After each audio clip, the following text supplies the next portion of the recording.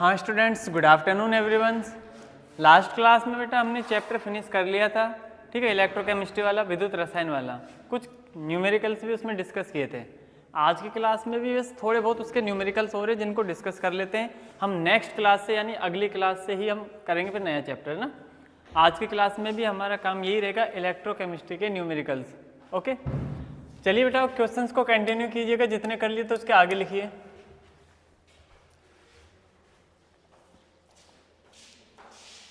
pH बराबर 10 के विलयन के, pH बराबर 10 के विलयन के संपर्क वाले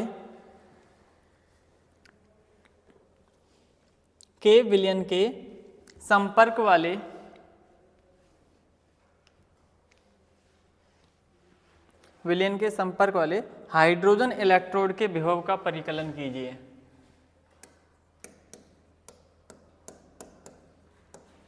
हाइड्रोजन इलेक्ट्रोड के विभव का परिकलन कीजिए।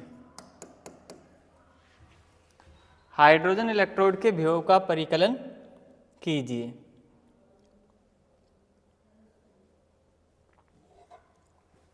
ठीक है, देख बेटा। अच्छा, किसी भी सेल का अगर आपको विभव निकालना होता है ना, तो आप यूज करते हो नेंस्ट इक्वेशन, नेंस्ट समीकरण, है ना। किसी भी सेल के लिए अगर आपको विभव निकालना है बेटा, तो उसके लिए क्या यूज करोगे आप? नेंस्ट समीकरण, है ना। नेंस्ट समीकरण क्या बोलते हैं बेटा? E cell equal to E nought cell, nought ज्यादा बढ़ा गया, आगे 0.059 है ना, डिवाइडेड बाय n, और यहाँ क्या है बेटा? log बेस 10 में q। ठीक, बात समझ में आ गई? यही थे ना इक्वेशन, नेंस्ट समीकरण यही होता है। अब इसमें कौन कौन से फैक्टर्स है, क्या क्या चीज़ें, उनको डिस्कस कर लेते हैं ना। देखो, सबसे पहले बेटा यहाँ बात करते हैं, सेल का विभव निकालना है, ई सेल का मान निकालना है आपको। अच्छा, कौन सा है बेटा? हाइड्रोजन इलेक्ट्रोड विभव की बात कर रहे हैं, हाइड्रोजन इलेक्ट्रोड विभव। अब इसमें हाइड्रोजन का तो आपको पता है ना, इसको अपचयन की तरफ भी काम ले सकते हो आप, और ऑक्सीकरण की तरफ भी, मतलब एनोड कैथोड कुछ भी बना सकते हो। अभी आपकी मर्जी है, जैसे मान सकते हो, कुछ नहीं कहा ना उसने। अगर वो फिक्स कहता कि हाइड्रोजन का ऑक्सीकरण वाला विभव निकालना है या अपचयन वाला निकालना है, तो फिर उसी की बात करते हैं। अभी इसने कुछ नहीं कहा, तो आप जैसे चाहो वैसे मान लेना।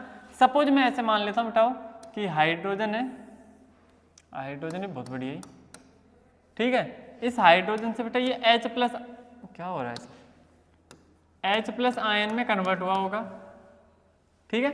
अच्छा, और इसमें से इलेक्ट्रॉन बाहर निकल रहा होगा। अब कितने H बेटा? 2, है ना, तो 2 H प्लस कर देंगे और 2 इलेक्ट्रॉन बाहर निकाल देंगे। और इसको सिंगल सिंगल करना चाहो तो और ज्यादा बढ़िया है ना भाई। इसमें आप ऐसे कर लो, 1 इलेक्ट्रॉन, तो इसको 1/2 कर लेता हूँ, और क्या करें, समझ गए क्या? 2 हाइड्रोजन है, उसकी जगह 1/2 कर दिया तो एक ही रह गया, तो 1 H प्लस और 1 इलेक्ट्रॉन निकल गया।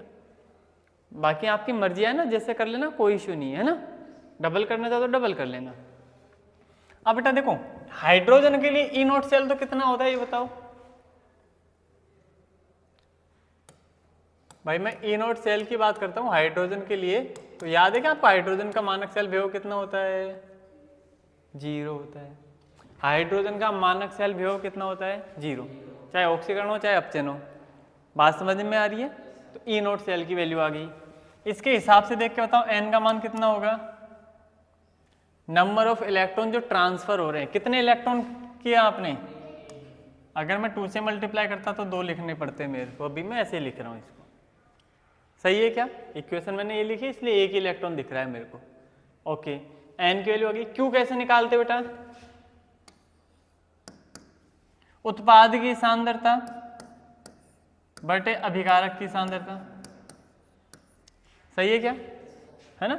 अच्छा, उत्पाद में क्या क्या बेटा? देखो इसमें H प्लस, इलेक्ट्रॉन तो काउंट करेंगे ही नहीं,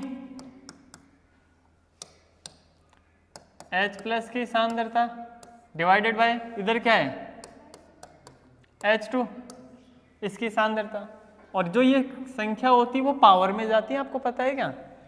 लेकिन इतनी सी बात मैं बता दूं बेटा आपको कि गैस के लिए भी क्या होता है ना, इसको यूनिटी मानना है, हटा देना है, क्योंकि गैस क्या करती है उसके कंसंट्रेशन की हम बात ही नहीं करते, उसका तो क्या लेते हैं एग्जैक्टली प्रेशर लेते हैं, तो इसको यूनिटरी मान लेना, हटा देना। कुल मिला के बात अगर मैं कहूँ तो सीधा सीधा किसके इक्वल रहेगा, इसी के बराबर आएगा। रखोगे भी तो इसकी वैल्यू कितनी आएगी 1, हटा दें। समझ गए क्या?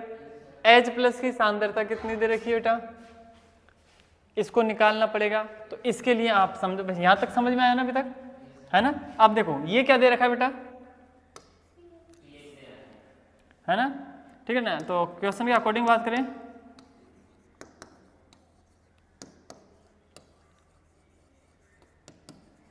ठीक है, क्वेश्चन ये कह रहा है बेटा pH इक्वल टू कितनी है 10। pH का फॉर्मूला जानते हो क्या आप? हाइड्रोजन आयन की सांद्रता के ऋणात्मक लघु गुणक को pH कहते हैं। सुना है क्या कहीं? नहीं सुना? सुना होगा बेटा, है ना? माइनस आता है, लघु गुणक है, और ये हाइड्रोजन आयन की सांद्रता। हाइड्रोजन आयन की सांद्रता के ऋणात्मक लघु गुणक को क्या कहते हैं? pH। तो ये pH का फॉर्मूला होता है माइनस लॉग और ब्रैकेट में H प्लस। ये इसका मतलब क्या है? हाइड्रोजन की सांद्रता। ठीक है, कोई दिक्कत नहीं है ना इसमें।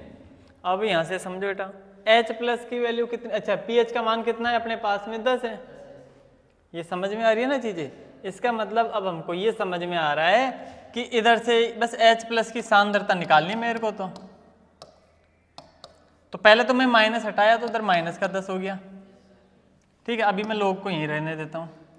ठीक है, देखो कैसे करते हैं बेटा, H प्लस यहाँ से हटाऊंगा ना, तो आपको पता है कि इसका जो बेस होता है ना, ये अगर लोग का आपको फॉर्मूला पता हो, मैं बता देता हूँ एक बार। जैसे बेटा लोग है, इसके मान लो यहाँ कुछ a मान लेता हूँ बेस में, यहाँ b है, ठीक है, और यहाँ कुछ होगा x कुछ x y z जो भी है। तो इस x की वैल्यू जब आप निकालोगे ना, तो ये जो बेस होता है ना, इसकी ये पावर बन जाता है। मतलब बेस तो आ जाता है नीचे और ये बन जाती है पावर।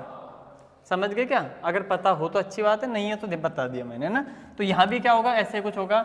इसमें भी क्या होगा बेटा कि H प्लस जब मैं निकालूंगा तो बेस 10 है, ये बेस 10 तो यहाँ चला जाएगा बेस, और ये संख्या आ जाएगी पावर। तो हाइड्रोजन आयन की सांद्रता कितनी आ गई? 10 की घात माइनस 10। समझ में आ गई क्या बात? मतलब Q का मान क्या हो गया बेटा?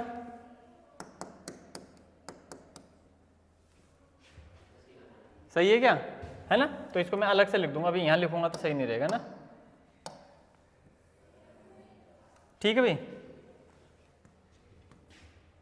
देखो तो ऐसा करते हैं यहाँ से। तो Q इक्वल टू क्या आया था बेटा? H प्लस, H प्लस की वैल्यू कितनी है? 10 की घात माइनस 10। सही है क्या? H प्लस की सांद्रता ऐसे लिख देते हैं इसको ना। ओके, तो अब आपके पास में N का मान आ गया, Q का मान आ गया, E नोट का मान पता है ही 0 होता है। E सेल निकाल लेते हैं, है ना? तो देखो बेटा E सेल कितना आएगा? 0 माइनस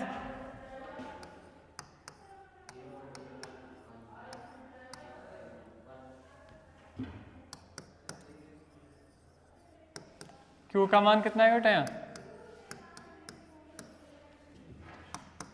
सही है क्या? ठीक है, तो ये तो 0 0 हटाओ, इसको भी हटा दो, तो माइनस का 0.059। सही है। अब लॉग में क्या होता है, जो पावर होती है वो पहले आ जाती है। सही है ना? तो ये पहले आ जाएगी, कितनी आएगी बेटा? माइनस की 10, और ये क्या हो जाएगा बेटा? Log base 10। लॉग 10 की वैल्यू पता है क्या कितनी होती है? 1। लॉग 10 की वैल्यू कितनी होती है? 1। तो log 10 की वैल्यू हो गई 1, हटाओ, यहाँ से कितना होगा? माइनस, ये माइनस, दोनों प्लस हो गए, और 10 से मल्टीप्लाई करूँगा तो कितना हो जाएगा? 0.59। जी मैम, थैंक यू। समझ में आ गई क्या बात? ई सेल कितना आएगा बेटा? 0.59 वोल्ट। बात समझ में आई क्या? है ना? अब जो इम्पोर्टेंट बात थी वो समझ लेना, pH दे रखी है, तो pH से हाइड्रोजन की सांद्रता निकल के आएगी। ठीक है, तो ये Q का मान यहाँ से निकलेगा। दूसरी बात, N का मान इलेक्ट्रॉन के हिसाब से, और E नोट सेल का मान 0। E नोट सेल का मान कितना होगा? 0। बस सारे मान रख के बस उसको कैलकुलेट करना था। लिख लो इसको ना।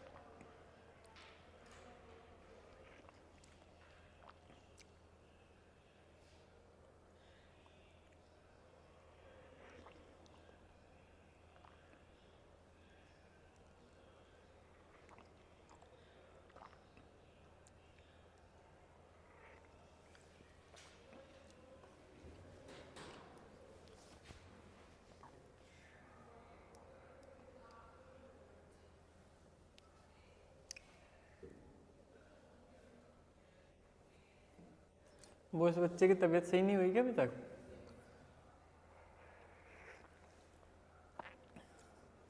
कल से नया चैप्टर स्टार्ट होगा, छुट्टी मत करना है ना। मैं सोचना परसों से कर लेंगे ना।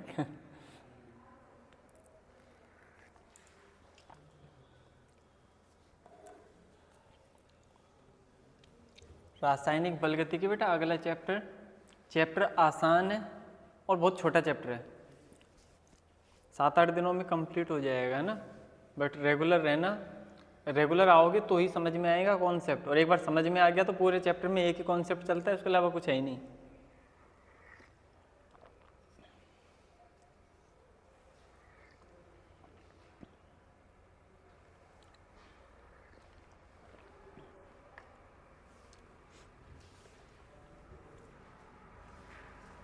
हो गया क्या?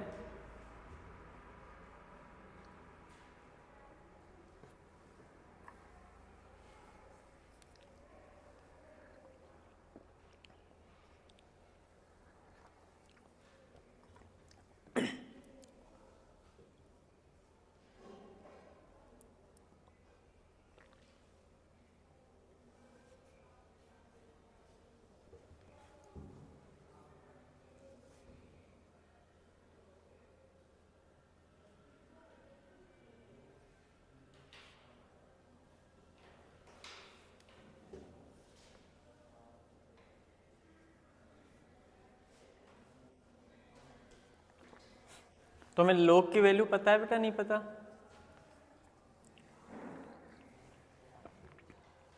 दस तक पता होनी चाहिए, 1 से 10 तक। कभी भी किसी भी क्वेश्चन में ज़रूरत पड़ सकती है। नहीं पता, लिखवा रहा हूँ मैं, लिख लो। लोग 0 की वैल्यू कितनी होती है? वो तो डिफाइन ही नहीं करते हम, है ना। 1 से स्टार्ट होती है, तो log 1 की वैल्यू होती है बेटा 0। log 1 ये बेस 10 में चल रहा है सब कुछ, है ना। सब में बेस कितना आएगा? 10। लिख लो एक बार सारी वैल्यू मैं बता रहा हूँ। log 1 इक्वल टू 0, log 2 0.3010,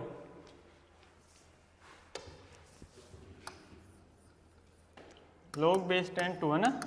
0.3010 बोलते हैं ना। जो अपन कैलकुलेशन के हिसाब से 0.3 ले सकते हैं बेटा, इट्स ओके, कोई दिक्कत नहीं है ना। बट फिर भी एक बार तो याद तो पूरी रखना, सही है। log 3 0.4771,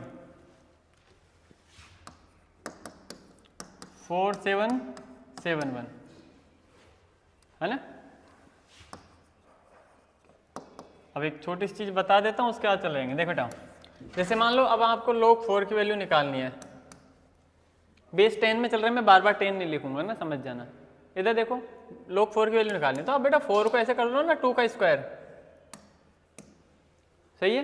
स्क्वायर वाली टर्म पहले आ जाती है, तो ये क्या बन जाएगा? 2 log 2, सही है क्या। तो log 2 की जो वैल्यू होती है उसका डबल क्या हो जाएगा? log 4 की वैल्यू होगी।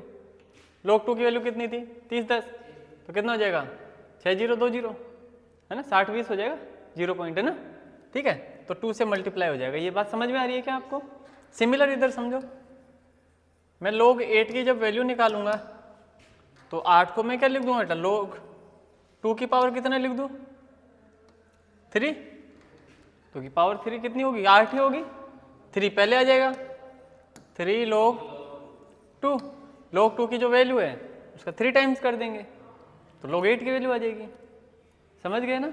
अच्छा, अब ऐसे log 3 की वैल्यू निकालनी है आपने, तो अगर log 6 की वैल्यू की रिक्वायरमेंट है तो क्या करोगे? 6 को ऐसे लिख देते बेटा, है ना। देखो 3 का स्क्वायर तो नहीं लिख सकता मैं, पर 6 को क्या लिख सकता हूँ? 2 × 3, सही है क्या। log में जब 2 टर्म्स होती है ना तो उनको प्लस में कर देते हैं। मल्टीप्लाई में 2 टर्म्स होगी उसको क्या करते हैं? प्लस। याद है क्या तुम्हें? ऐसे कर सकता हूँ बेटा मैं इसको, log 2 + log 3।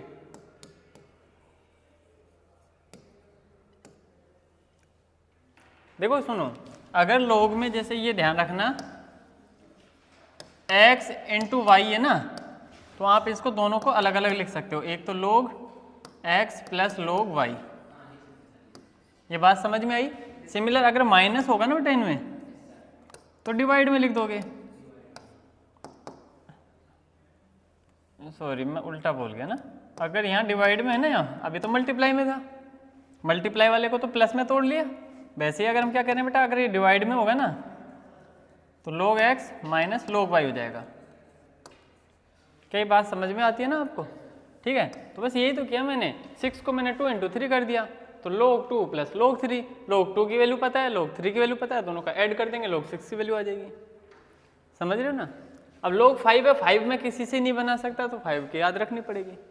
ठीक है, log 3 की लिख लिए, log 4 की वैल्यू लिखो। कितनी आई थी बेटा 4 की वैल्यू? बताई थी ना अभी, इसका डबल log 2 का डबल है ना, तो इसका डबल क्या होगा 0.6020। सही है ना? log 5 की वैल्यू लिखो 6989 पॉइंट में ना, 0.6989।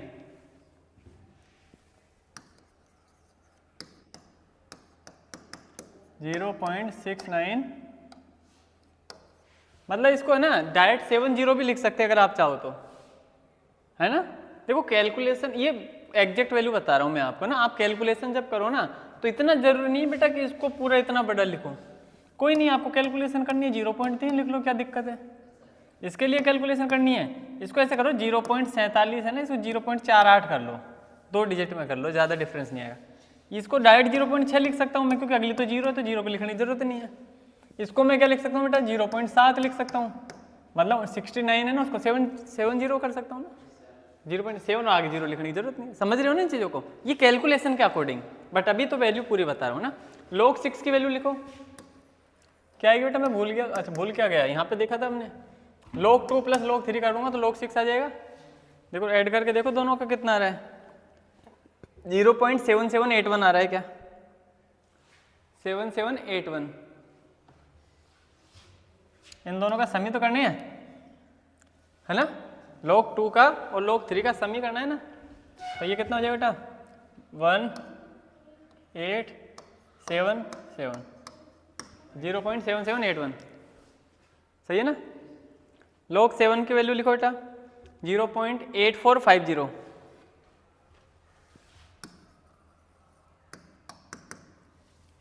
लिख लिए 0.8450, 8450 ना। 9 की वैल्यू कैसे, सॉरी 8 की वैल्यू, log 8 की वैल्यू कितने लिखूंगा बताओ? कैसे करूंगा? अभी देखा था, ये रहा 3 टाइम्स log 2 का है ना, तो इसका 3 टाइम्स कर देना 9030, यही आएगा ना, 3 से मल्टीप्लाई कर देंगे log 2 की वैल्यू को, और log 9 की वैल्यू कैसे निकालेंगे? 9 निकालना है तो 3 का स्क्वायर कर दो, तो log 3 स्क्वायर हो गया 9, तो स्क्वायर पहले आ जाएगा log 3, तो log 3 की वैल्यू जो होगी इसका 2 टाइम्स कर दो। log 3 की वैल्यू कहाँ है बेटा? ये रही, इसका 2 टाइम्स कर देना, डबल है ना। लिख लो इसकी log 9 की वैल्यू 0.9542, 0.9542,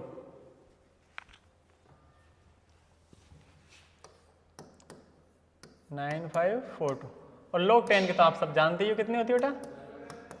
1 होती है ना। log 10 की वैल्यू कितनी होती है? 1 होती है।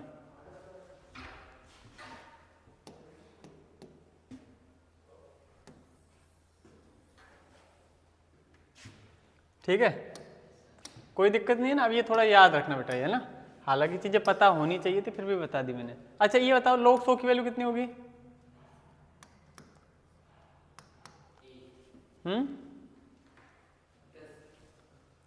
10। कैसे करो बेटा? भाई 100 को मैं ऐसे लिख सकता हूँ क्या? log पावर में लिख लिया करो उसको, तो स्क्वायर ऐसे लिखेंगे है ना, तो 2 पहले आ जाएगा, log 10। log 10 की वैल्यू कितनी होती है? 1, तो कितनी वैल्यू बच गई? 2 बच गई। समझ रहे हो? कहने का मतलब 10 की जितनी पावर होती है वही log की वैल्यू आती है, 10 की जितनी पावर होती है वही log की वैल्यू और निकल के आएगी। ठीक है, एक पल के लिए और मान लो log 1000 की वैल्यू आपको निकालनी है, 10 की घात 3, 3 पहले आ जाएगा, log 10 बचेगा, log 10 का मान 1 हो जाएगा। समझ गए क्या? कोई दिक्कत नहीं है ना। आपसे पूछ रहा है log 25 की वैल्यू कैसे कितनी होगी, अरे क्वेश्चन में जरूरत पड़ेगी इसलिए बता रहा हूँ मैं, कोई टाइम पास नहीं कर रही है ना। log 25 की वैल्यू कितनी होगी, 25 को, तो 25 को तो डायरेक्ट तो नहीं पता हमें, याद भी नहीं है हमें, तो इतनी याद थोड़ी रख पाएंगे हम सारी की सारी। log 25 को ऐसे करते हैं 5 का स्क्वायर, 5 का स्क्वायर, 2 पहले आ गया तो log 5 की वैल्यू तो हम जानते हैं, उसका डबल कर देंगे बस, समझ गए क्या, है ना। क्या हो जाएगा बेटा 2 इंटू log 5, तो log 5 की वैल्यू जो भी होगी इसका डबल कर देंगे, मतलब 0.7 का डबल किया तो 1.4, यही होगा ना। 7 का डबल 14, पॉइंट की जगह पॉइंट लगा दिया तो 1.4 हो गया, तो वो वैल्यू निकल के आएगी log 25 की, तो आइडिया लग जाएगा। log 35 की वैल्यू आपसे पूछी जा रही है एग्जाम में, मान लो जरूरत पड़ गई आपको log 35, मैं इसको डायरेक्ट स्क्वायर नहीं बना सकता पर ब्रेक कर सकता हूँ log 7 इंटू 5, तो log 7 प्लस log 5, यही होगा ना भाई, मल्टीप्लाई में होता है तो दो अलग अलग लिख देते हैं, तो log 7 अलग प्लस log 5 अलग, log 7 की वैल्यू पता है, log 5 की वैल्यू पता है, दोनों का सम कर देंगे निकल जाएगा। क्लियर हुई ना बात, ये जरूरत पड़ेगी इसलिए बताइए। अब करते हैं आगे, क्वेश्चन लिखो। एक सेल जिसमें निम्न अभिक्रिया होती है, एक सेल जिसमें निम्न अभिक्रिया होती है, पहले अभिक्रिया लिख लो बेटा, 2Fe3 प्लस 2 आयोडीन माइनस, इससे बन रहा है बेटा 2Fe2 प्लस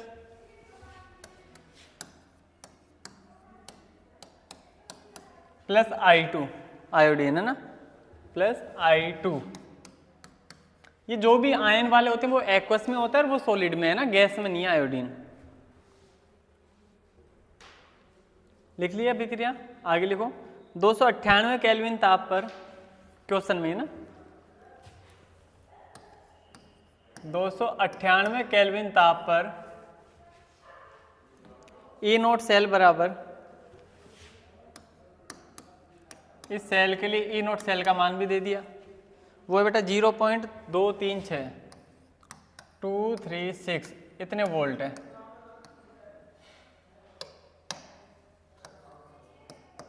जीरो 0.236 है। तो सेल की मानक गिब्स ऊर्जा तथा साम्य स्थिरांक ज्ञात कीजिए। सेल के लिए क्या क्या निकालना बेटा, एक तो मानक गिब्स ऊर्जा और दूसरा क्या निकालना है, साम्य स्थिरांक। साम्य स्थिरांक का परिकलन कीजिए ना।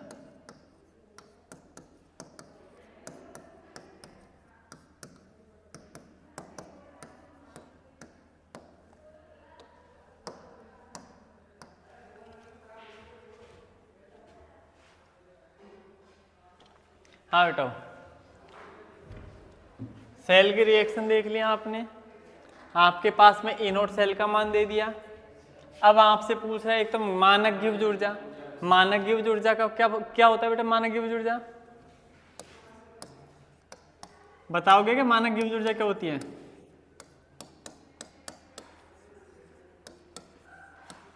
बताओ क्या होती है मानक गिब्स ऊर्जा? गिब्स ऊर्जा को डेल जी से लिखा था, मानक गिब्स ऊर्जा में नोट और लगा देंगे, डेल जी नोट। क्या होता था इसका फॉर्मूला? क्या फॉर्मूला होता था इसका? Minus N F E nought cell, minus N F. जब यहाँ नोट आता है तो इसमें भी नोट आता है, यहाँ नोट नहीं लगाता तो इसमें भी नहीं लगाता मैं। समझ गए क्या? अब क्वेश्चंस के अकॉर्डिंग आपको चीजें देखनी है बेटा। एक तो n की वैल्यू कितनी, ई नोट सेल का मान दिख रहा है, f का मान तो फिक्स होता ही होता है, n की वैल्यू देखनी है। n बराबर बताओ कितना होगा, कितने इलेक्ट्रॉन का चल रहा है विस्थापन जो हो रहा है बेटा। वैलेंस रिएक्शन में चेक कर सकते हो कितने इलेक्ट्रॉन का ट्रांसफर हो रहा है। यहाँ देखो +3 से कितने पे आ गया, ये +2 पे। कितने इलेक्ट्रॉन चेंज हुए होंगे? एक। 3 से 2 पे आ रहा है तो एक का ही फर्क आया, सही है क्या? एक इलेक्ट्रॉन। लेकिन ये एक इलेक्ट्रॉन कितने से गुणा हो रहा है? 2 से, तो कितने का ट्रांसफर हुआ होगा? 2 इलेक्ट्रॉन। समझ में आई बात? चलो इससे नहीं देखते, इससे देखते तब। ये आयोडीन -1 है, -1 से कितने पे पहुंच गया बेटा? 0। I2 का मतलब 0 ही होगा ना। -1 से 0 कितना का ट्रांसफर हुआ? 1 का ही। -1 से 0 पे आ गया तो अब भी 1 का ही ट्रांसफर हुआ है। बैलेंस है तो कितने से गुणा हो रहा है ये? 2 से। तो अभी भी कितने इलेक्ट्रॉन आएंगे? 2 ही आएंगे ना। किसी से भी निकाल लेना, कहने का मतलब दोनों में सेम ही आएगा। N की वैल्यू कितनी हो गई? 2। E नोट सेल की वैल्यू पता है, F की वैल्यू पता है, डेल G नोट का मान निकालो। -N की जगह रख दिया 2, F की जगह कितना होता है बेटा? 96,500 फेरेड। और E नोट सेल की वैल्यू कितनी है? 2, 3, 6, यही है ना। इन तीनों का जो भी मल्टीप्लाई आएगा डेल G नोट की वैल्यू आ जाएगी। क्लियर है? कर लोगे ना? अच्छा, इसकी वैल्यू आएगी, इसकी यूनिट क्या होगी? एनर्जी, एनर्जी ऊर्जा, जूल में लिखना है ना। जो भी वैल्यू निकल के आ रही है बेटा उसकी यूनिट क्या लिखोगे? जूल। समझ गए क्या? करो, इतना तो करो। अभी ये साम्य स्थिरांक बच रहा है इसका। अभी अपन ने मानक गिब्स ऊर्जा निकाली है केवल।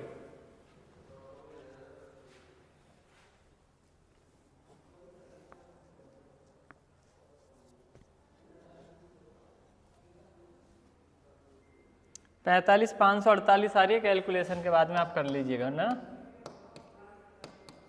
45 548, ये माइनस में ही आ रहा है क्योंकि माइनस है उसमें।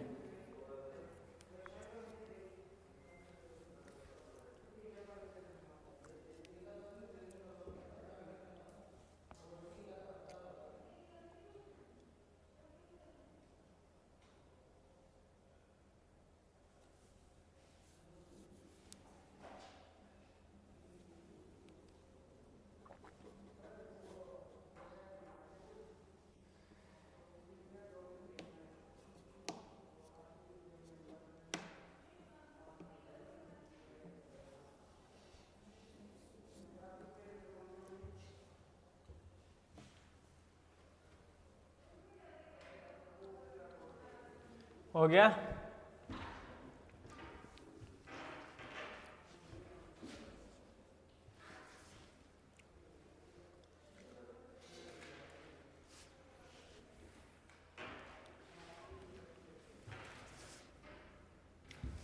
साम्य स्थिरांक का फॉर्मूला बताओ भाई। दूसरी जो चीज निकालनी है वो है साम्य स्थिरांक। बताइए क्या फॉर्मूला होता है?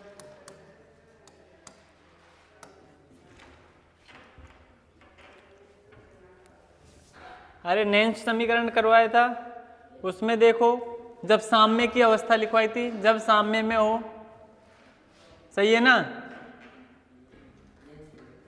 तो डेल जी बराबर 0 हो गया था। ओके, तो वहां से निकल के आया था, देखो log के सी के, log के की वैल्यू निकाली होगी एक। क्या निकाली थी बताओ? log के इक्वल टू क्या आया? माइनस में प्लस में? एन ई नोट सेल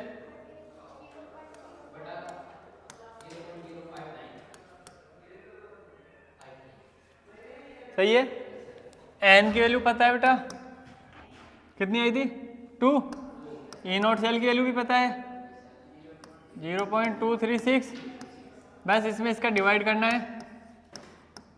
ये वैल्यू जो निकल के आएगी वो अभी log k की आ रही है और आपको k निकालना है। समझ रहे हो ना? ये वैल्यू किसकी निकल के आ रही है बेटा? log k। अच्छा, अब आप इसको सॉल्व कर लीजिएगा, मेरे को याद है, डायरेक्ट मैं लिख देता हूँ ना। ठीक है, इसको कैलकुलेशन करने पर आपके पास में 8 आंसर आ रहा है बेटा। ठीक है, हो सकता है आप अगर थोड़ा बहुत देखो तो 7.9 कुछ पॉइंटों में थोड़ा बहुत रह जाए, तो उसको अप्रोक्स मैंने 8 ही लिख दिया डायरेक्टली, है ना। 8 के आसपास ही बिल्कुल पॉइंट में मामूली से अंतर आ सकता है, बाकी 8 ही है। ठीक, अब इसमें क्या करते हैं, k की वैल्यू निकालनी है, तो log दूसरी तरफ जाता है तो क्या आता है? Anti log. वैसे तो एंटी लॉग का मतलब ही क्या है बेटा? ये जो बेस है ना वो यहाँ चला जाता है और ये पावर में आता है, मतलब कितना बन जाएगा? 10 की पावर।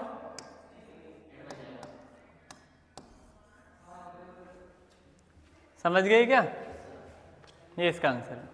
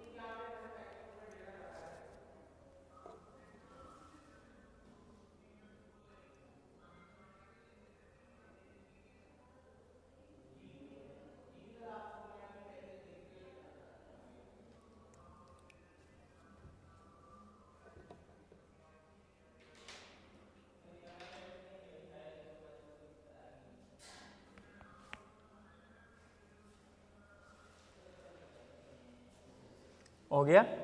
नेक्स्ट क्वेश्चन लिखो।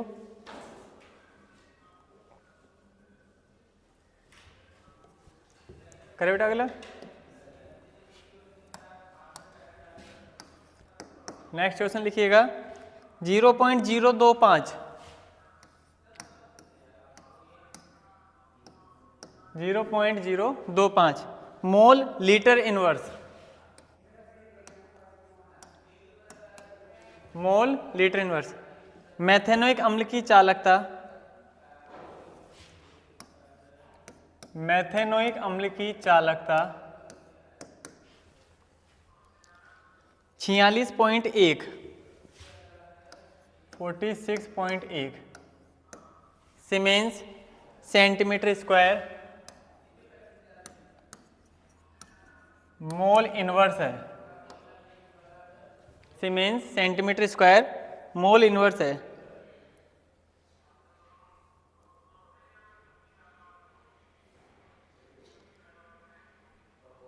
चालकता क्या है तो मोलर चालकता का मान होता है ना। सीमेंस सेंटीमीटर स्क्वायर तो मोलर आएगी, तो ये इसमें मिसिंग है क्वेश्चन में ना, आप मोलर लिख लेना इसको ना। क्वेश्चन में डायरेक्ट चालकता लिख रखी है, जबकि यूनिट मोलर चालकता की दे रखी है। लिख लिया बेटा, मोलर कर लेना चालकता से पहले ना। आगे लिखिए, इसकी वियोजन मात्रा, इसकी वियोजन मात्रा तथा वियोजन स्थिरांक ज्ञात कीजिए। वियोजन मात्रा तथा वियोजन स्थिरांक ज्ञात कीजिए। यदि ये दो वैल्यू आपको दे रखे बेटा है ना, एक तो लैम्डा एच प्लस नोट 349.6, ठीक है, यूनिट वही रहेगी siemens centimetre square mole inverse, और दूसरा है लैम्डा नोट और यहाँ हो जाएगा HCOO माइनस, ठीक है। क्वेश्चन में गिवन है ना 54.6, यूनिट वही है siemens centimetre square mole inverse, ये दे रखा है बेटा ना।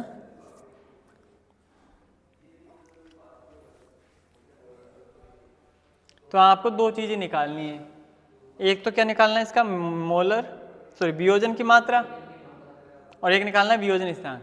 वियोजन की मात्रा को किससे लिखते थे बेटा, फैराडे के द्वितीय और तृतीय इसका कोलराउस का नियम पढ़े थे हमने, कोलराउस वाला पढ़ा था ना, उसके अनुप्रयोग देखो, उसमें कोलराउस के अनुप्रयोग में द्वितीय अनुप्रयोग और तृतीय अनुप्रयोग, 3 अनुप्रयोग लिखवाए थे मैंने कोलराउस के। तो दूसरे वाले में देखो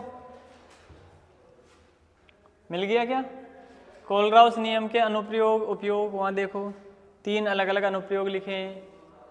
अनुप्रयोग नंबर 2 में आ जाओ, मिल गया। क्या बता रखा है अनुप्रयोग 2 में,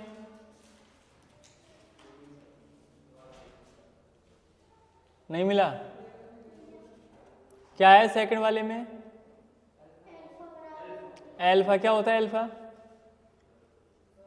लाइन पढ़ लो, उसमें मिल जाएगी आपको, वियोजन की मात्रा, समझ रहे हो ना। एक तो निकालना है वियोजन की मात्रा मतलब एल्फा का मान, और दूसरा क्वेश्चन में पढ़ो क्या लिख रहा है, क्वेश्चन क्या, दूसरी चीज क्या निकालनी है, क्वेश्चन में पढ़ो दूसरी चीज क्या निकालनी है, वियोजन स्थिरांक। तो तीसरा वो पढ़ो इसमें,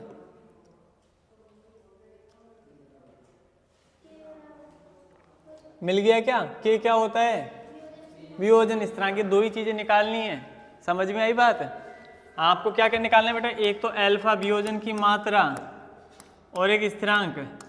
के लिख दो या के सी लिख दो, कई जगह के सी लिखा हुआ मिलेगा, कई जगह के लिखा हुआ मिलेगा, कोई दिक्कत नहीं है ना। इन दोनों की वैल्यूज आपको निकालनी है, बात समझ में आ गई। वियोजन की मात्रा और वियोजन स्थिरांक।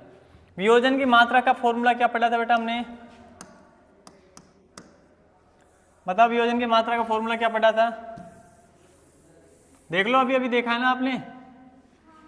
क्या है वियोजन की मात्रा, अल्फा का फॉर्मूला,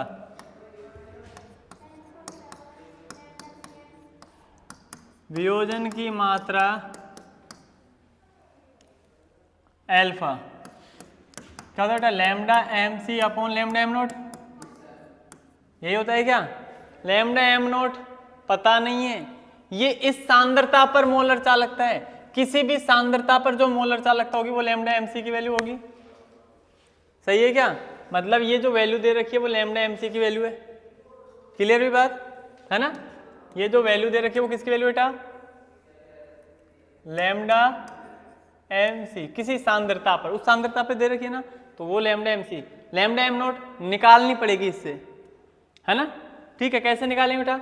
इन दोनों की वैल्यू दे रखी है तो आप जानते हो ना कोलराउस नियम से। कोलराउस नियम से अगर लैम्डा एम नोट निकालनी मेरे को, किसके लिए? एसिटिक अम्ल के लिए। एसिटिक अम्ल ऐसे ही बनेगा बेटा, एच, एसिटिक नहीं है, ये कौन सा अम्ल दे रखा है इसमें?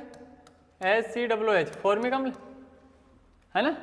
ठीक है, तो इसके लिए अगर मैं निकालूंगा तो आपको पता है धनायन और ऋणायन दोनों की चालकता जोड़ देते हैं और करते क्या है ना? लैम्डा H प्लस नोट और दूसरा क्या होगा बेटा? लैम्डा HCOO माइनस नोट, इन दोनों की चालकता जोड़ देंगे तो ये निकल के आ जाएगी क्या?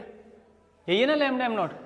तो इसको निकालने के लिए एक तो H प्लस की नोट नोट वाली जोड़ोगे तो ही नोट निकल के आएगी, है ना? एक तो बेटा H प्लस वाली कितनी है? 349.6 और दूसरे कितनी दे रखी है? 54.6। जोड़ के बताओ कितना आ रहा है?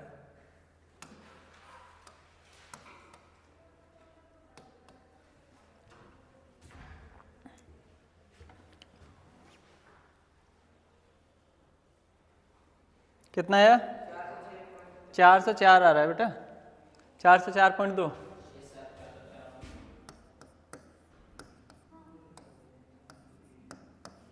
ठीक है, यूनिट तो वही रह जाएगी, siemens centimetre square mole inverse.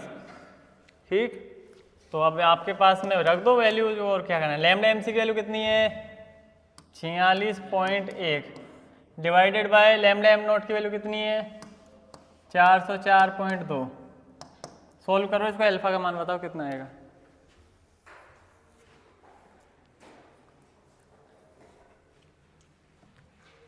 चलो टाइम लगा दोगे, एक दो क्वेश्चन और कर लेंगे अपन इससे, अच्छा ना? कैलकुलेशन अब करनी है इसमें, कर लोगे ना आप तो? 0.114 इतना आता है। अब कोई अल्फा की यूनिट लिखने की जरूरत नहीं है बेटा, दोनों के दोनों लैम्डा लैम्डा थे, कट गए, कोई यूनिट नहीं आती अल्फा की, है ना? ये तो वियोजन की मात्रा को रिप्रेजेंट कर रहा है। एक तो हो गया अभी तक, अभी दूसरा बच रहा है, पहले इसको लिख लो। अच्छा, इसको जरूर लिख लेना इससे पहले, है ना? ये कैसे निकाला है?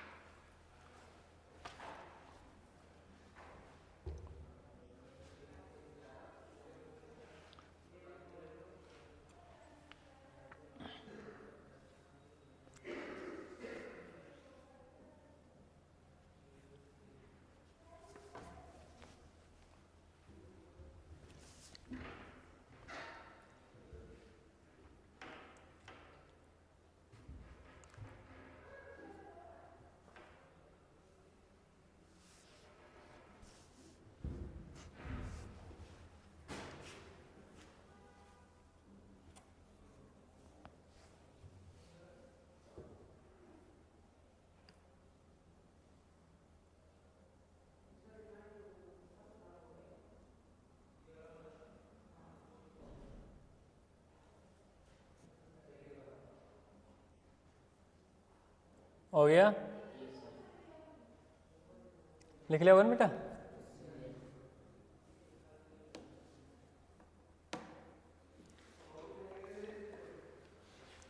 दूसरा क्या निकालना है इसमें? दूसरा क्या निकालना है बेटा? वियोजन स्थिरांक। कैसे लिख दूं इसको, है ना? वियोजन स्थिरांक, फॉर्मूला बताओ, मेरे को तो याद नहीं है।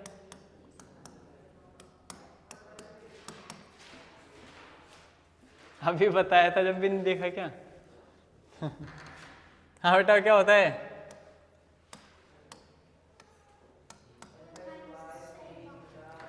अल्फा स्क्वायर सी अपन वन माइनस अल्फा, सही है क्या?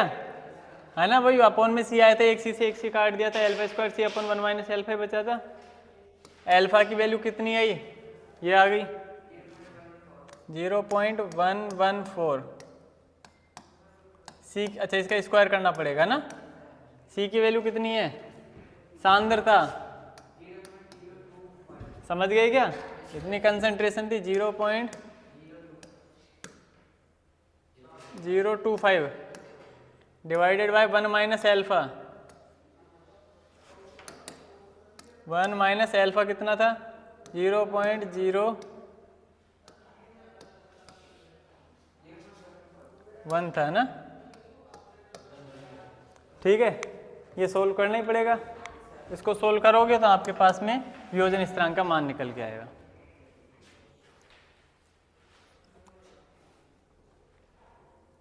डायरेक्ट आंसर लिख देता हूं मैं तो,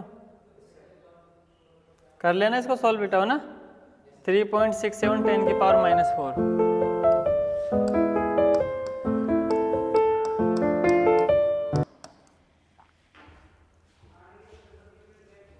3.67 10 की पावर -4।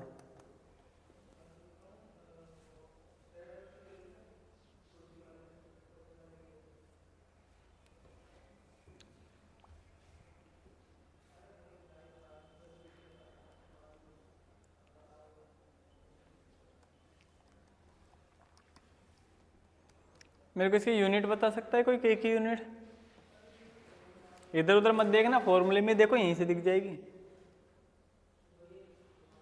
के की यूनिट क्या होती है?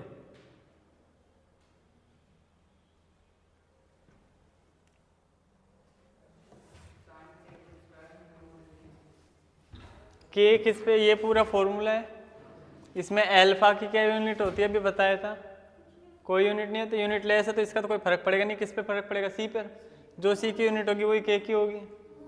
सोचने की बात कहाँ है? क्या है बेटा? मोल लीटर इनवर्स। तो इतना सोचते क्यों? देखा करो ना फॉर्मूले में, मोल लीटर इनवर्स। क्लियर हो गई ना बातें? एक क्वेश्चन और करवा देता हूँ।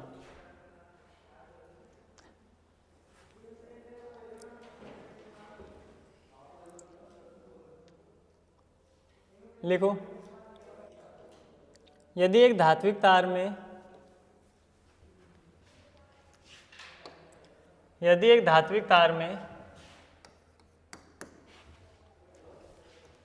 0.5 एम्पियर की धारा, धात्विक तार में 0.5 एम्पियर की धारा 0.5 एम्पियर की धारा 2 घंटों तक प्रवाहित की जाती है। 2 घंटों तक प्रवाहित की जाती है, तो तार में कितने इलेक्ट्रॉन प्रवाहित होंगे?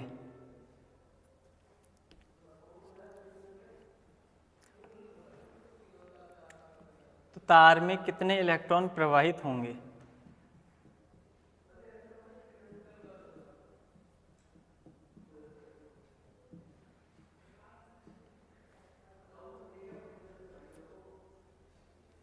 ठीक है, चलो ये बताओ, कितने इलेक्ट्रॉन पूछा है ना। देखो बेटा, इतने एम्पियर धारा है इस समय के लिए प्रवाहित हो रही है। अब है ना, कितने क्या पूछा है आपसे? इलेक्ट्रॉन। बेटा देखो, हमने पढ़ा था 1 फैराड बराबर कितना था बेटा? इतने क्या थी यूनिट? इतने गुलाम। सही है क्या? इतने गुलाम ही आवेश होता है। ठीक है, 1 फैराड का मतलब क्या होता है? 1 मोल इलेक्ट्रॉन पर आवेश। 1 फैराड का मतलब क्या होता है बेटा? 1 मोल इलेक्ट्रॉन पर आवेश। निकाल के भी बताया था कैसे आया था। कितना हो गया? 96,500 कूलाम। सही है क्या? तो बताओ 1 कूलाम में कितने इलेक्ट्रॉन होंगे? अच्छा, 1 मोल इलेक्ट्रॉन का मतलब कितने इलेक्ट्रॉन हो गए? अवोगाद्रो संख्या। 1 मोल इलेक्ट्रॉन का मतलब कितने इलेक्ट्रॉन हो गए? अवोगाद्रो संख्या क्या होती है बेटा? 6.023 10 की पावर। इतने इलेक्ट्रॉन हो गए 1 मोल का मतलब। इसमें कितना चार्ज है? 96,500 कूलाम। सही है क्या? 1 कूलाम चार्ज का वैल्यू निकालो। मैं इसको इधर लिख देता हूँ ना। 1 कूलाम आवेश में इलेक्ट्रॉन, कितने इलेक्ट्रॉन आएंगे बेटा? 6.023 10⁻23 डिवाइडेड बाय 96.5। मुझे समझ में आ गया एक कूलाम पर इतना आवेश होगा, लेकिन क्वेश्चन के अकॉर्डिंग कितना आवेश है एक बार वो देखो। क्वेश्चन कितना आवेश बता रहा है बेटा वो? तो कुल आवेश आप निकाल लो। कैसे निकालते हैं आवेश बताओ जरा? Q बराबर आई टी, सही है क्या? I कितना है? 0.5। T कितना है? घंटों को मिनट, मिनट को सेकंड। ये तो 2 घंटे हुए, मिनट में चेंज किया तो 60, सेकंड में चेंज किया तो 60। समझ में आई क्या बात? ठीक है, करके बताओ कितना आया? सर्चिंग 36 दूना 72 का आधा 3600 कूलाम आगे के देखो, सही है क्या? है ना? तो ए अच्छा टोटल अपने क्वेश्चन के अकॉर्डिंग 3600 कूलाम है। एक कूलाम पे इतने इलेक्ट्रॉन होंगे तो 3600 कूलाम में इलेक्ट्रॉन निकाल लो। 3600 कूलाम आवेश में इलेक्ट्रॉन कितने हो जाएंगे बेटा? 6.023 10⁻23 96,500 इंटू 3600 हो गए, इतने इलेक्ट्रॉन आएंगे। कैलकुलेट कर लेंगे, जो भी आएगा आंसर आ जाएगा। क्लियर हुई ना बात? मैं आंसर लिख देता हूं इसका 2.246 10⁻22।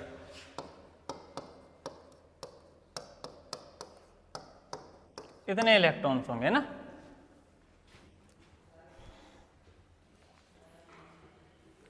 ठीक है, आज की क्लास को हम यहीं समाप्त करते हैं बेटा। कुछ एक इसके न्यूमेरिकल्स है जो आपको करवा दिए, प्रैक्टिस करना अच्छे से इनकी भी, है ना। बाकी फिर हम अब नेक्स्ट क्लास में नया चैप्टर स्टार्ट करेंगे, तो छुट्टी मत करना कोई भी स्टूडेंट, है ना। ध्यान रखना इस चीज़ का। स्टार्टिंग में गलती से छुट्टी कर ली, पूरे चैप्टर में कुछ नहीं समझ में आएगा, सब कुछ हवा में जाएगा। ठीक है, और अगर स्टार्टिंग का थोड़ा पोर्शन पढ़ लोगे ना, तो इनकेस कभी मान लो इमरजेंसी में छुट्टी हो भी जाएगी ना, तो आप पढ़ सकते हो उन चीज़ों को। नहीं तो फिर रटने वाली बात हो जाएगी, कुछ भी उठाओगे और रटना पड़ेगा सारी चीज़ें। ओके, ठीक है बेटा, थैंक यू।